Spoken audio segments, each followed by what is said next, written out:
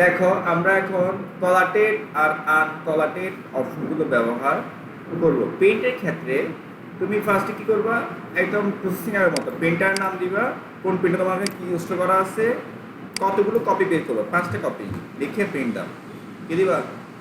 এটা word, Excel, power point সব জায়গায় একই, সব জায়গায় একই প্রসেস। ডিফারেন্ট আমার প্রসেসটা হচ্ছে কি, দেখো কলাটেড আমাদের এখানে পেজ কয়টা বলো তো, 11টা। এখন আমার সিও বিশেষ করে কমান্ডার স্যার বললো তুই আমাকে এটা 3টে শিট বের করে দে, কয় শিট, 3টা শিট বের করে আনো, মানে 3 সেট, কয় সেট, 3 সেট। এখন আমি 2টো উপায়ে এটা বের করতে পারি। এখানে লেখা আছে কলাটেড, আমি কয়টা প্রিন্ট করবো, কয় সেট, 3 সেট না।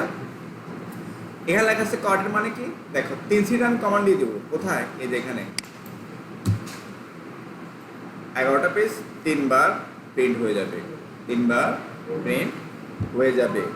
এখানে লেখা আছে কলাটেড, এটা মানে কি 11টা পেজ না, 1 number page, 2 number page, 3 number, এভাবে 11 নাম্বার পেজ শেষ হয়ে আরেক সেট বের হবে 3 বার, এবার 3 বার বের হবে। এটাকে বলা হয় কলাটেড। কি বলা হয়, এর ডিফল্ট এভাবেই থাকে, কিছু করার দরকার হয় না। আর হচ্ছে আনকলাটেড, এটা কাজ কি, 3 সেট না, 1 নাম্বার পেজ 3 বার বের হবে, 2 নাম্বার পেজ 3 বার বের হবে, মানে এভাবে কি হয়ে যাবে, প্রত্যেকটা পেজ 3 বার 3 সেট দরকার বলছিলাম, 3 বার বের। এটাকে বলা হয় আনকলাটেড। 1 নাম্বার হচ্ছে কি, পেজ শেষ আর এক সেট তৈরি হবে, ওই সেট শেষ আর সেট, এবার 3 সেট হবে। এটা নিয়ম, 1 number 2 number 3 number serially print হয়ে যাবে। এটা নর্মালি এভাবেই থাকে। 2 নাম্বার হচ্ছে কি, 3 সেট না, প্রথম পেজ কবার প্রিন্ট হবে, 3 বার, দ্বিতীয় নাম্বার পেজ 3 বার, এক প্রিন্ট হয়ে যাবে।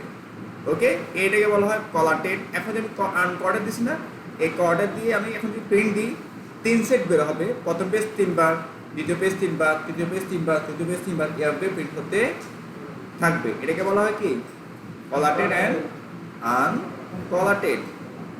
ওকে।